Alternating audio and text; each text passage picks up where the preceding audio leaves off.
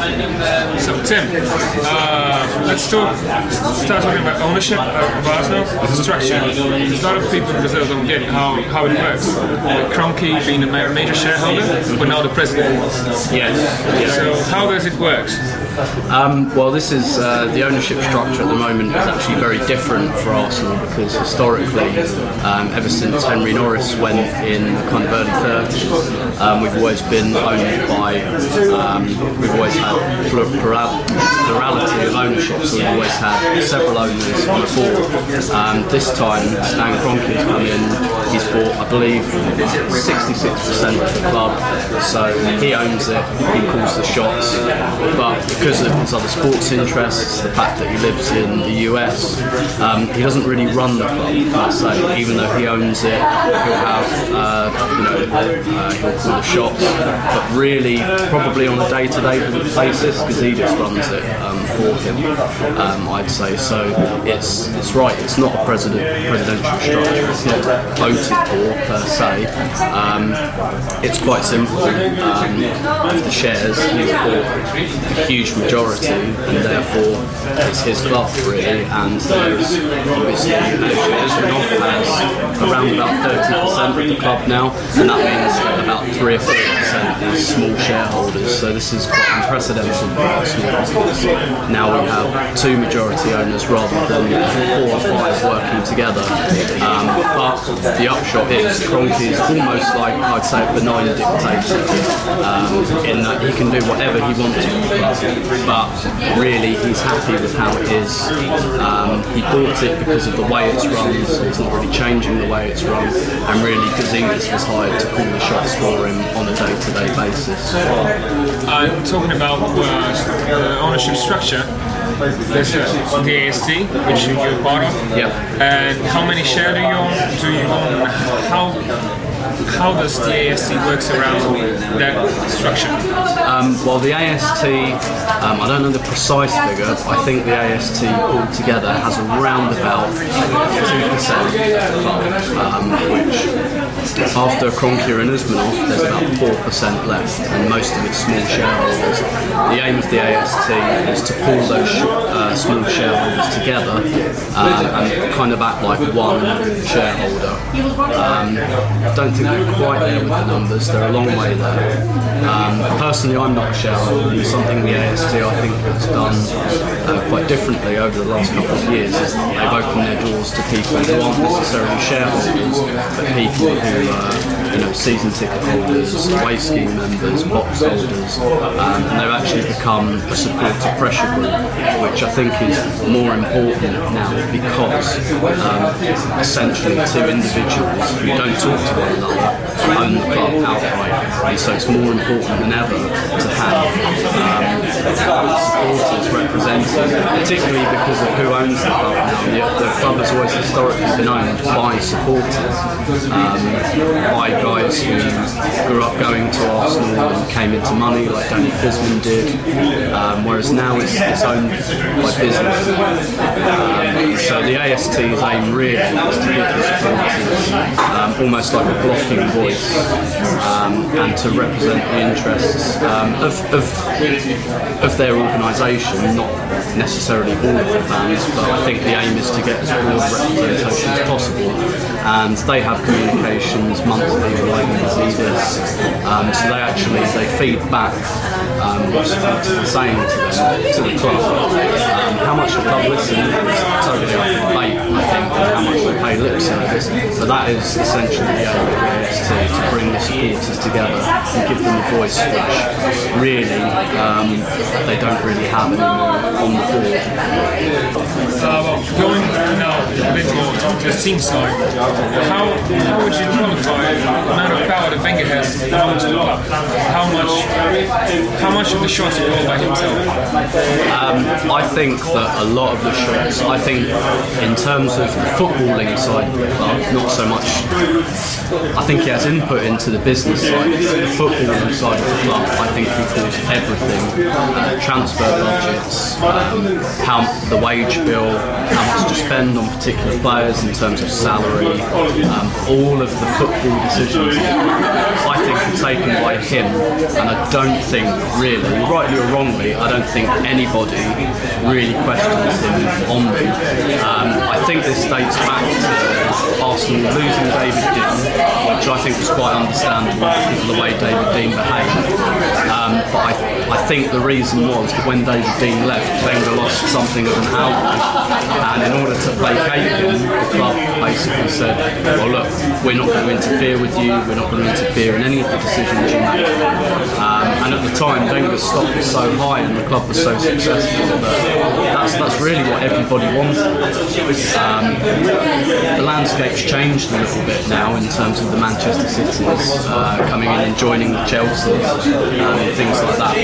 But I think in pure football terms, I think he calls everything. And I think economically, I think he has an input. He certainly attends board meetings.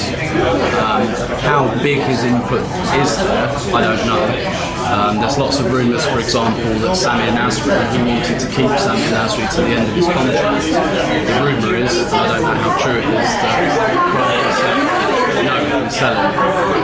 So it's kind of anecdotal. The evidence as well we have. I think footballing wise, I think he could have So, you think he has some more limited access to the £70 million that's reported to be in the bank for Arsenal? He won't be able to get it all from. Personally, I think he does have access to it. I think it'd be silly to spend all of it because you've got to keep a little bit back. But I certainly think that there's 40-50 million there to play with, and don't forget that's got to include wages as well. So that's a question of either one really good player or a couple of very good players. I think he has access to all of that. I think all of the kind of circumstantial evidence suggests that he just chooses not to spend it. And I think that's because he's very particular about who he wants. He says it himself, he won't just spend for the sake of it. I think if he has a target in mind and he can't get it, he'll leave it. Like Podolski, for example. We were in for Podolski last January, but Cologne said no, we're fighting relegation, we want to keep him. So we went okay, and we went and got him in the summer. And I think in January you might see a couple of signings like that. Actually, you might see guys he was in for in the summer, didn't quite come off, he'll wait till January. I think, personally, I think that's the case. So you think he's more name fixated and like, I need a guy for this position. If I can get him, I'll get the other, and or the other, you just fix him one name, you go for that until he can. I think so, yes, within reason. Unless it's someone he probably thinks he definitely can't get, like Goetze, for example. He was very, very interested in Goetze from Borussia Dortmund. Borussia Dortmund have basically said absolutely no way, and now actually it's probably come to a stage where you think, why would Goetze leave Borussia Dortmund anyway, because they're a fantastic side and they've got great prospects. But I do think that he perhaps has a one and two, perhaps, if he identifies a position. For example, I think we'll try and buy a striker in January. I think he'll have one or two names in mind. If he can't get them, that's it. He won't just settle. And do you think that stubbornness in the way of Wenger affects how the team is run tactically and wage-wise, and how he makes everything look a bit rigid sometimes? Yeah. Oh yeah, certainly. There's no question that the team, the squad, it's all his. It's all his making. He runs it. He makes all of the decisions. All of the decisions on the player side, I think, are completely made by him. I think that's the way he wants it. I think Kroenke is happy for it to be like that because he doesn't know enough about it, and I don't think he cares enough about it as long as Arsenal are hitting a minimum target. And same with Gazidis. I think Gazidis is a good and canny businessman. I don't think he's necessarily a football man, therefore probably doesn't think it's his place to get involved. So I think that Wenger totally runs the player side. And I'm not saying that that's particularly wrong. It's certainly the way I think he likes to operate, and that's why I think he's turned down crisis with Real Madrid, and he stayed at Arsenal because he knows that he calls the shots. But do you personally think the figurehead, the director of football, to interfere with Wenger's decisions or question it, to make challenging, would benefit Arsenal in a way? I think theoretically, maybe. I don't think that Arsenal would like it. I don't think he'd really go for it. And I think maybe he'd be tempted to leave if it happened. And I think that's the kind of... I don't think there should necessarily be a director of football as such. I do think that someone a bit more football orientated on the board could make a difference. I don't necessarily think that person's David Dean, but someone to substitute what he kind of did in terms of really almost being like his Rottweiler on the football side. Like, I want this player, okay, that's fine, leave it to me, I'll go out and get him for you. Maybe not so much challenging on tactics and things like that, because I think that's what coaching staff to do on the technical side. But maybe in the market, somebody who could be aggressive for him. I think that would help. How far Wenger would like that, I don't know. So, and now we have this huge Emirates contract, and maybe Adidas or Nike will have a renewal soon. How do you think that would affect the markets of Arsenal? Because if you have a lot of money and we don't spend it, it's going to look really bad, because we've been promised this 2014 deadline. There is a lot of pressure on the club to use this now, and it's not only that. Next year the overseas TV deal comes in. That's an extra 35 million, I think. Chelsea and Manchester City have both got strategies to meet FFP. Both of their strategies involve banking that money and keeping it. We can spend it. So we're going to get the Emirates, the new kit supplier, we'll get this, plus the kind of this around 70 million figure that we've got. That's going to be an awful lot of money we're going to have, and I think the pressure, because the club have been pushing this line so hard that prosperity is just around the corner kind of thing, they're really going to have to do something. And to be honest, I think they will. I do think the club have been waiting for this. I think they've been waiting for the last 3 or 4 years for it, knowing that it's coming, and they'll realise that the pressure will be on them, because not only will we have this money coming in, but like I said, our competitors are going to have to pull back. We've already seen Manchester City this summer pull back on their spending a little bit. Chelsea spent because they won the Champions League, basically. Had they not done that, I think we'd have seen the same from them, and they got rid of a few buy-outs. So it's contracting. It is contracting in our favour. The club aren't lying about that. There are, I think, legitimate questions as to, well, okay, that's fine, but why have we left all this money left over anyway? But there's no doubt that it's coming round in our favour. What we have to make sure is that when it does, we're still in the Champions League, and that means finishing in the top 4 again this year. Because if we don't, then the quality of the deals goes down, the quality of player we can attract goes down.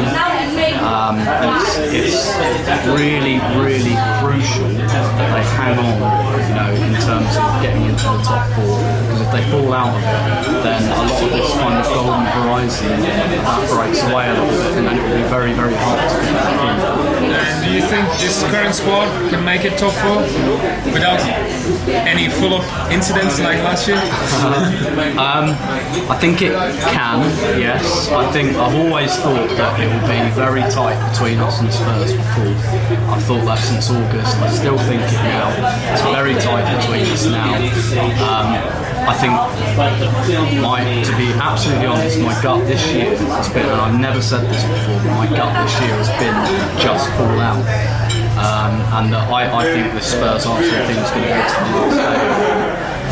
However, if we play January well, if we get a striker in, possibly another creative midfielder, possibly cut back on a couple of players who are adding nothing to the squad.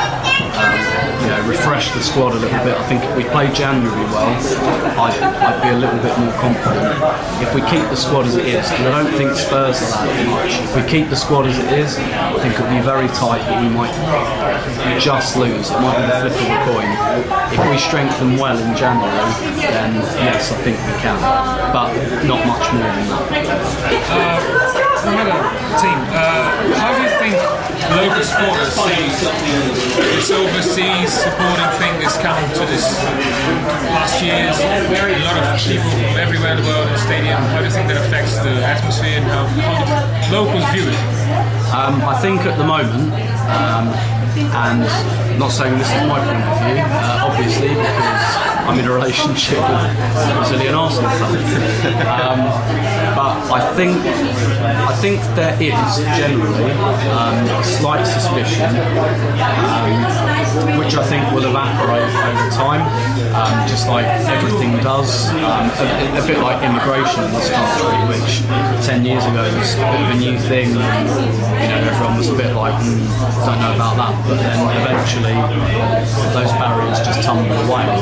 I think it's changing already. I think a lot of people are coming round to it. I feel guilty sometimes that it almost seems like colonial in that there's this attitude to the people who do view it quite liberally and are embracing it. It's almost like they're thinking, because overseas fans are another source of income. And I personally, I don't like that. I don't like to see it as a kind of cash cow. And I think the attitudes are shifting, and I think they'll shift more and more until it becomes so endemic as a part of the game, which it already is, but once people get used to it. I think if I could sum up the attitude now, it would be kind of, you're okay, we're okay with you, we're still top dogs around here. And I think that will tumble away, even if it hasn't already, that will tumble away completely in a couple of years. So Tim, just wrap it up, which is your favourite Arsenal player of all time? My favourite Arsenal player of all time is Anders Limpar, because he was my favourite player when I was 8, and your favourite player when you're 8 years old is your favourite player for life. So definitely Anders Limpar. So we'd like to give you a little gift. Thank you. Thank you very much, Tim. Thank you.